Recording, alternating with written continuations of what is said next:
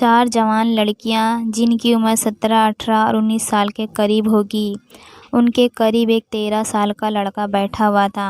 लड़के के चेहरे पर मासूमियत भी थी, उम्र का कच्चापन भी था और एक अजीब सी शैतानी मुस्कुराहट थी, मगर वो मुस्कुराहट कम और घबराहट ज़्यादा लग रही थी। ये देखकर मैं हैरान रह गया था कि ये 13 साल का लड़का औरतों के सेल में क्या कर रहा है। ज़्यादातर जेल में मर्दों और औरतों को अलग अलग रखा जाता है, मगर यहाँ पर मामला अलग था। एक 13 साल का लड़का 3 जवान लड़कियों के साथ एक ही सेल में बंद किया गया था। ये बात काफ़ी हैरानी वाली थी, जिसे देखकर मैं हैरान रह गया। मैंने जेलर से पूछा, ये क्या मामला है? औरतों की जेल में इस लड़के का क्या काम है? और ऊपर से इसकी उम्र कम है, मगर फिर भी इसे या तो मर्दों की जेल में होना चाहिए या बच्चों की जेल में। मेरी बात सुनकर जेलर ने गुस्से भरी नज़रों से देखा और यही बोला कि इनकी सज़ा ऐसी ही होनी चाहिए थी।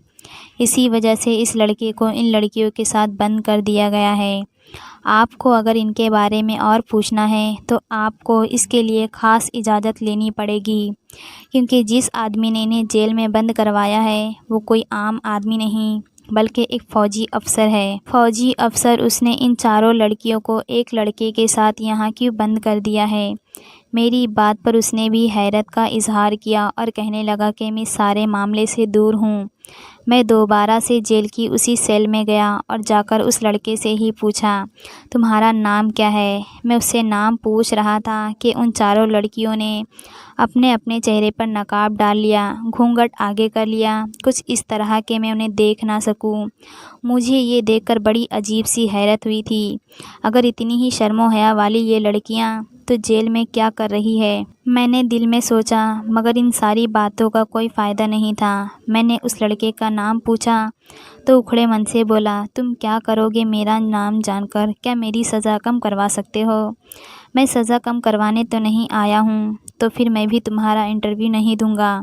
उसका गुस्सा देखकर मुझे अजीब सा लगा था। उन चारों लड़कियों ने अपने मुंह पर कपड़े लपेटे हुए थे, वो भी मुझसे कोई बात नहीं कर रही थी। मुझे अब इस केस में और दिलचस्पी हो रही थी। मैंने दिल में ठान ली कि अगर मुझे इंटरव्यू करना है तो इन्हीं 4 लड़कियों और इस 13 साल के लड़के का करना है, वरना मुझे कोई और केस ढूंढना पड़ेगा। इससे ज़्यादा दिलचस्पी केस मैंने आज तक नहीं देखा था।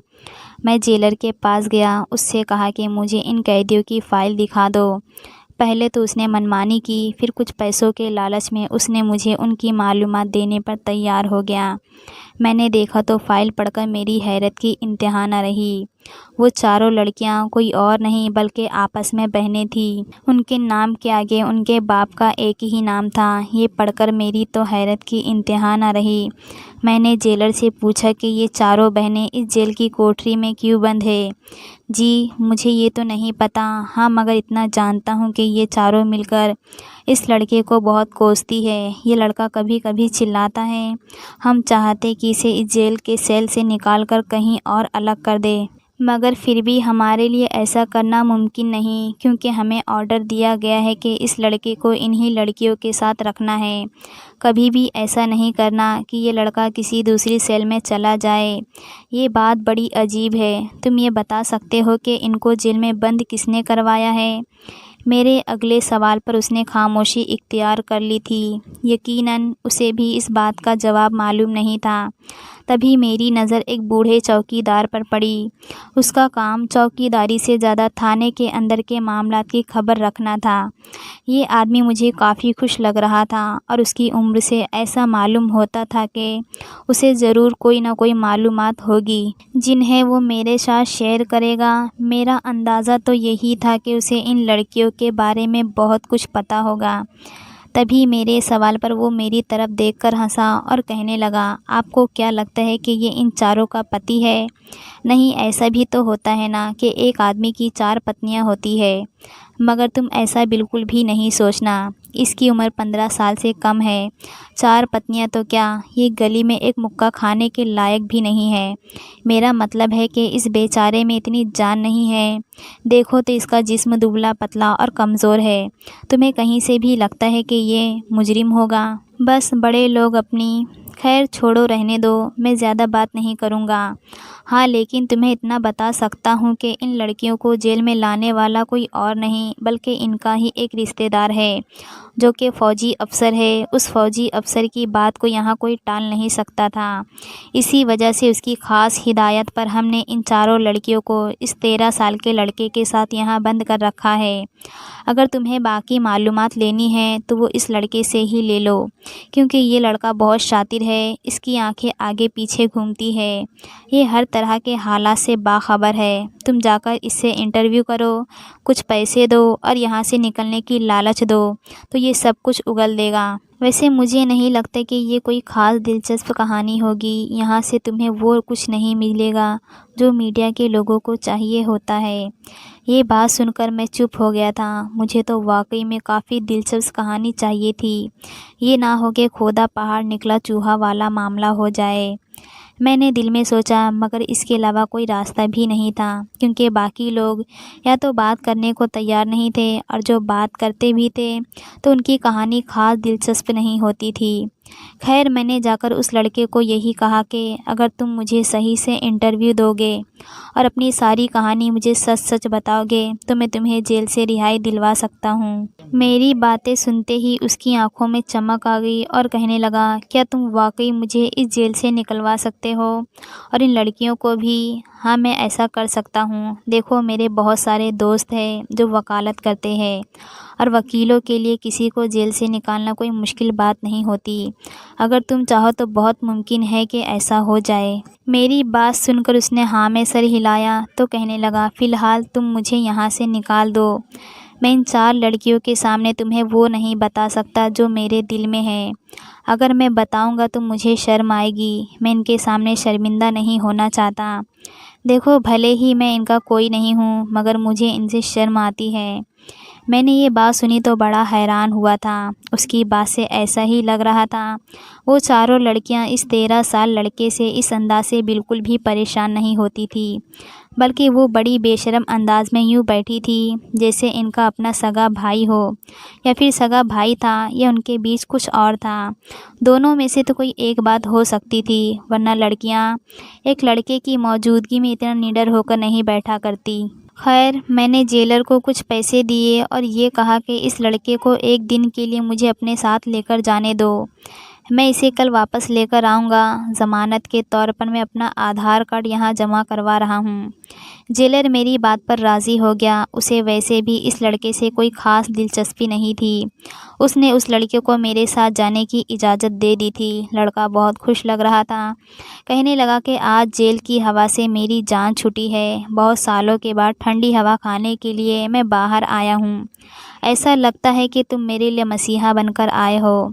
तुम्हारी उम्र क्या है? मैं तकरीबन 17 साल का हो गया हूँ, लेकिन जब मैं यहाँ पर नौकरी के लिए आया था तो मैं 10 साल का था। अच्छा, तुम तो बहुत ही कम उम्र लगते हो। हाँ, कम उम्र इसलिए लगता हूँ कि काफ़ी सालों से मुझे यहाँ कुछ खाने को नहीं मिला। अगर मैं खाता पीता रहता, अपनी माँ के घर जैसा खाया करता था, तो मैं सही गबरू जवान होता। उसने अपनी कॉलर अकड़ाते हुए कहा तो मुझे हंसी आ गई। चलो ठीक है, अब मुझे बताओ तुम कहाँ जाकर ये कहानी सुनना पसंद करोगे? तो मेरे साथ आओ, मैं तुम्हें बताता हूँ कि मैं कहाँ जाऊँगा। यहाँ तो मेरी ज़ुबान नहीं खुलेगी। इतना कहकर वो मुझे एक वीरान रास्ते की तरफ ले गया। फिर उसने ज़मीन से मिट्टी को खोदना शुरू कर दिया। मैं हैरान हो गया, ये क्या कर रहे हो? अगर तुम मेरी कहानी सुनना चाहते हो तो चुपचाप खड़े रहो। मैं जो कर रहा हूँ मुझे करने दो। इतना कहकर वो दोबारा से मिट्टी खोदना शुरू हो गया। मैं तो बस हैरानी से उसकी तरफ देखता ही रह गया। काफ़ी मिट्टी खोदने के बाद उसने मिट्टी में हाथ डाला और फिर छन छन की आवाज़ आने लगी। मैंने देखा चाबियों का एक बड़ा गुच्छा था जो उसके हाथ में लहरा रहा था। ये क्या है? मेरे मालिक के घर की चाबियां हैं।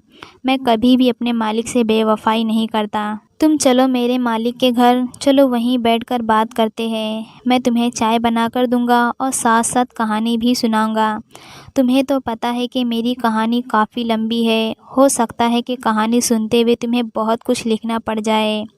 उस लड़के की बात पर मैं हैरान था। वो तो ऐसी बातें कर रहा था जैसे कोई 40 साल का बूढ़ा हो।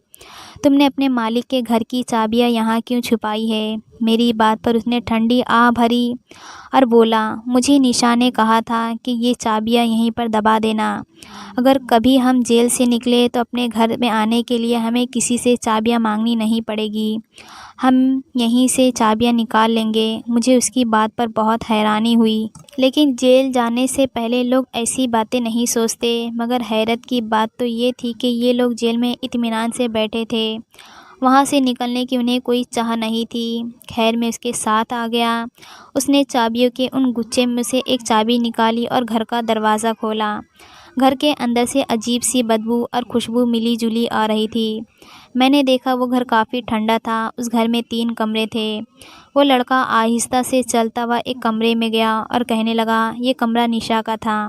निशा कौन? मैंने पूछा। वही जो उन सब बहनों में सबसे ज़्यादा खूबसूरत है और जिसकी वजह से आज वो चारों उस जेल के काल कोठरी में पड़ी है। वो रात मुझसे आज भी भूली नहीं जाती। वो जैसे लड़खड़ाता हुआ आगे बढ़ा और एक टूटी फूटी कुर्सी पर बैठ गया। मैं भी उसके सामने ही बैठकर उसकी बातें सुनने लगा। तब उसने अपनी कहानी शुरू की। मेरी उम्र 10 साल की थी जब मैं घर छोड़कर अपने मम्मी पापा के घर से बहुत दूर एक रेलवे स्टेशन पर आकर बैठ गया। मेरी तो बस मामूली सी लड़ाई हुई थी। मेरे चाचा मुझ पर जुल्म करते थे। पापा नौकरी पर घर से बहुत दूर होते थे तो मम्मी को चाचा की हर बात माननी पड़ती थी।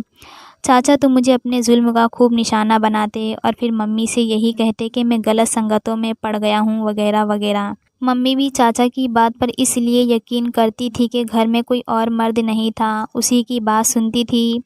मगर चाचा मेरे साथ जानबूझकर जुल्म करते थे। एक दिन मैं सबसे तंग आकर रेलवे स्टेशन पर आकर बैठा। फिर कब मैं ट्रेन में सवार हो गया मुझे पता ही नहीं चला। आधा रास्ता गुजर गया जब ट्रेन के टिकट कंडक्टर ने मुझसे टिकट मांगा। टिकट तो मैं उसे तब दिखाता जब मैंने टिकट कटवाया होता। मैं तो बस वैसे ही बैठ गया था। पता नहीं मेरी मंजिल क्या थी और मैं कहाँ जा रहा था। तभी मैं अपने पास बैठे हुए आदमी के कंधे में अपना सर छुपाने लगा। उस आदमी की उम्र कोई 50 साल से ज़्यादा की होगी। मुझे अपने पहलू में छुपता हुआ देखकर मुझसे पूछने लगा, ओए लड़के, कहाँ जा रहा है? मैंने उस आदमी को अपनी पूरी कहानी सुना दी। मेरी कहानी सुनने के बाद वो ज़रा हैरान हो गए और कहने लगे, तुम्हें इस तरह अपने घर से नहीं निकलना चाहिए था। अच्छा चलो, मैं इस टिकट कंडक्टर से बात करता हूँ। मैं तुम्हें अपने घर के पास का टिकट कटवा देता हूँ। मैं आपके घर जाकर क्या करूँगा? साहब जी, तो फिर कहाँ जाओगे? उस आदमी ने मुझे सवालिया अंदाज में पूछा तो मैं खामोश हो गया। ऐसा क्या करूँ? तुम मेरे घर चलो। मेरे घर में काम करने के लिए मुझे एक वफ़ादार लड़के की ज़रूरत है। तुम काम भी कर सकते हो, कम उम्र भी हो और चालाक भी हो।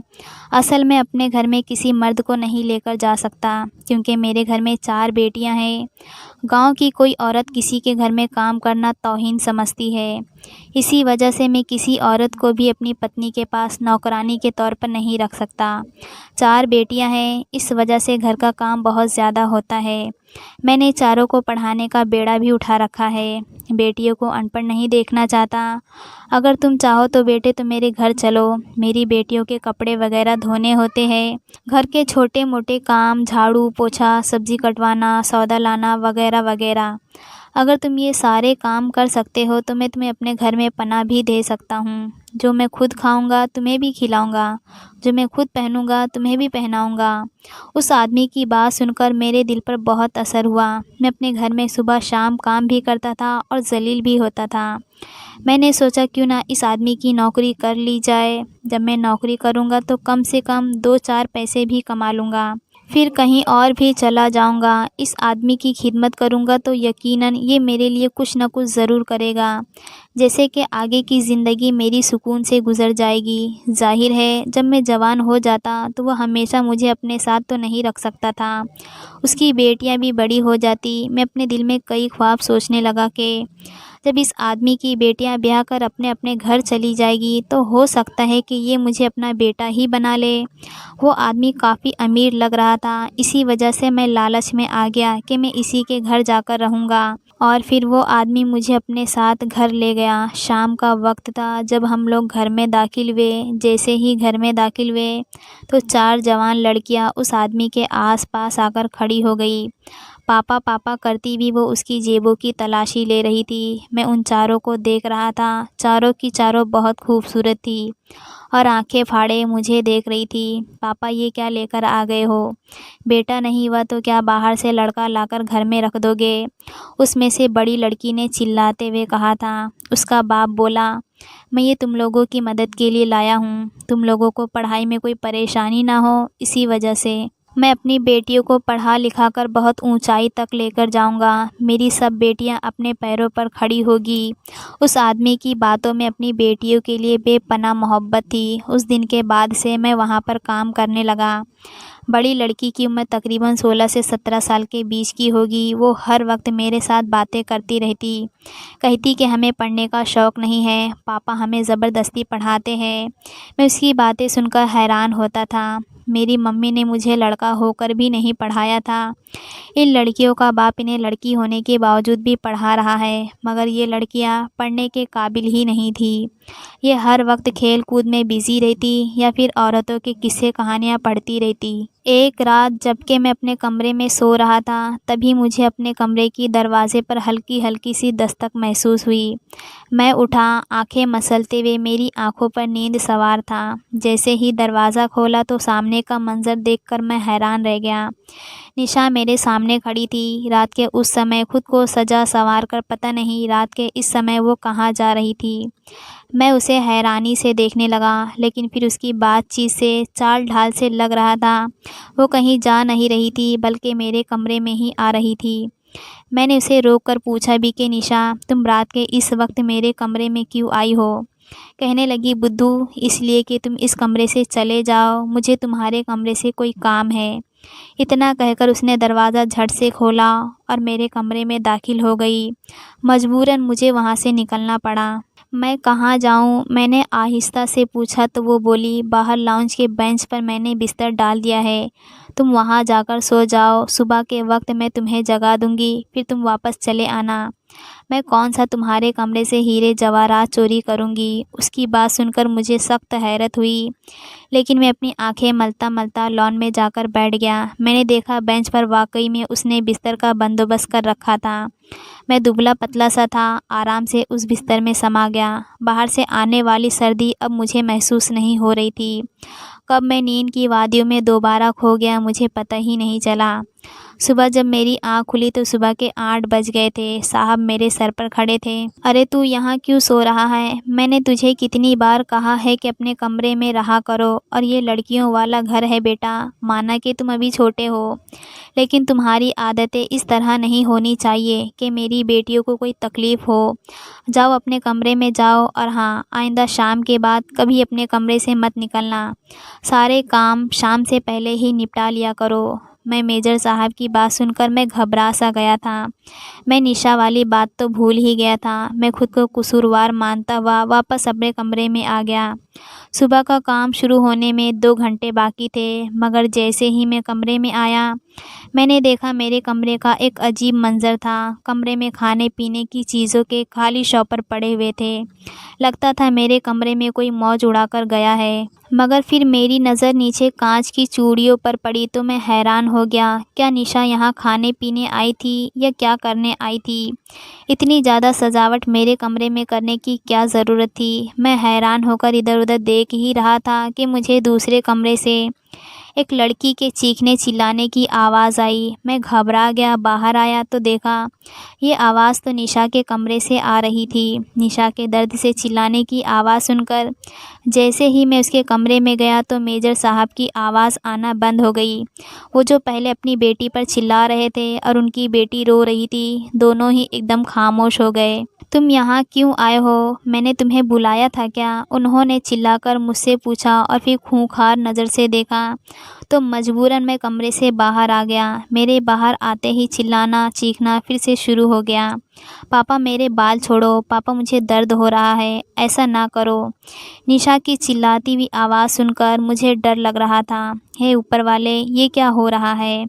मैं दिल में सोचने लगा, क्या मैंने कोई कसूर किया है? नहीं, ऐसा तो नहीं हो सकता। मैं अपने कमरे में आकर बैठ गया था, क्योंकि साहब ने मुझे आज का कोई काम नहीं दिया था। फिर साहब ने वर्दी पहनी और और घर से निकल गए। मैं नहीं जानता था कि आज रात को ऐसा क्या हुआ था कि साहब का गुस्सा आसमान को छू रहा था। थोड़ी देर गुजरी थी कि शाम होने में कुछ वक्त बाकी था। अचानक सूजी हुई आंखों के साथ निशा मेरे कमरे में दाखिल हुई और कहने लगी, सुनो अमित, मुझे तुमसे एक बात करनी है। मैं उठकर उसके पास खड़ा हो गया और पूछा, क्या हुआ था। मेरी बात सुनकर वो यूं अपने आप को फैलाकर बैठ गई जैसे मैं उसकी बरसों पुरानी सहेली हूँ। बस क्या बताऊँ अमित मैं तुम्हें, मेरे पापा इतने सख्त हैं कि वो हमें जानवरों की तरह समझते हैं। कहते हैं कि पढ़ो लिखो अपना नाम कमाओ। पापा तो लालची है हमेशा के, सोचते हैं कि अपनी बेटियों की कमाई खाऊंगा, जब ये बड़ी होकर नौकरी करेगी पैसा कमाएगी। लेकिन शादी करना तो मेरा हक है ना। मैं करण से प्यार करती हूँ, उससे शादी करना चाहती हूँ। कल रात वो आया था मुझसे मिलने तो पापा गुस्से से बौखला गए। उस वक्त तो उन्हें पता नहीं चला, लेकिन बाद में शक हो गया और मुझे इतना पीटा इतना मारा कि मेरा दिल चाहा कि मैं अपनी जान दे दूँ। मैं करण के साथ घर से भागना चाहती हूँ, तुम मेरी मदद करोगे। निशा बेबी की बातें सुनकर मैं हैरान हो गया। मैं काँप कर रह गया कि इतने अच्छे बाप की इतनी बेइज्जती कर रही है ये लड़की। रात को उस लड़की ने पता नहीं कौन सा मंसूबा बनाया और मुझसे कहने लगी कि बस तुम ऐसा करना कि चोर चोर का शोर मचाना। जिस वक्त मैं घर की दहलीज पार करूंगी तुम गमला उठाकर सामने दीवार पर मारना और कहना तुमने एक चोर को देखा था, बात की बाद में देखी जाएगी। निशा बेबी ने मुझसे ये वादा इसलिए लिया कि अगर मैंने उसके साथ ऐसा ना किया तो अपने पापा से कहकर मुझे ही पिटवा देगी। मुझे क्या था, बस एक गमला ही तो मारना था, मैंने यही किया। मगर उस बदकिस्मत और मनहूस समय में जब मैंने गमला उठाकर सामने दीवार पर मारा, साहब सामने से आ रहे थे। मुझे नहीं पता था कि निशा अपने ही बाप की दुश्मन बन बैठी है। मैंने जैसे ही वो गमला मारा तो साहब के सर पर लग गया। ज़मीन पर गिरकर वो तड़पने लगे तो मुझे पछतावा हुआ कि ये मैंने क्या कर दिया। निशा उधर मौके पर ही पकड़ी गई थी। बाप को तड़पता देखकर वो भी अपनी जगह से नहीं हिली। बस फिर क्या था, साहब की जान चली गई तो हकीकत के दौरान सारी कहानी खुलकर सामने आ गई। मगर फिर हालात की वजह से मुझे भी इस चक्की में पिसना पड़ा। साहब की विधवा को यही लगा कि सबकी जिम्मेदार मैं हूँ। उन्होंने मुझे अपनी बेटियों के साथ जेल में भिजवा दिया और अब मैं यहाँ ये सज़ा काटने पर मजबूर हूँ, जिसमें मेरा जुर्म बस मामूली सा है। मैं तो यहाँ नौकरी की गरज से आया था। मेरा मकसद हरगिज़ साहब की बेटियों को बहकाना नहीं था। लेकिन जब इंसान पर एक इल्ज़ाम लग जाता है तो फिर कोई उसकी बात नहीं सुनता। अमित तो खामोश हो गया, लेकिन मैं यही सोचने लगा कि बदकिस्मत होती है वो औलाद जो माँ बाप की बरसों की मोहब्बत छोड़कर 2 दिन की मोहब्बत के पीछे सबको जलील व रुस्वा करती है। अगर आपको आज की हमारी ये कहानी पसंद आई तो इसे लाइक कीजिए और अपने प्यारे दोस्तों के साथ शेयर कीजिए। और हाँ, अगर अभी तक आपने हमारे चैनल को सब्सक्राइब नहीं किया तो ज़रूर सब्सक्राइब कीजिए। मिलती हूँ कल एक और नई दिलचस्प कहानी के साथ, तब तक के लिए धन्यवाद।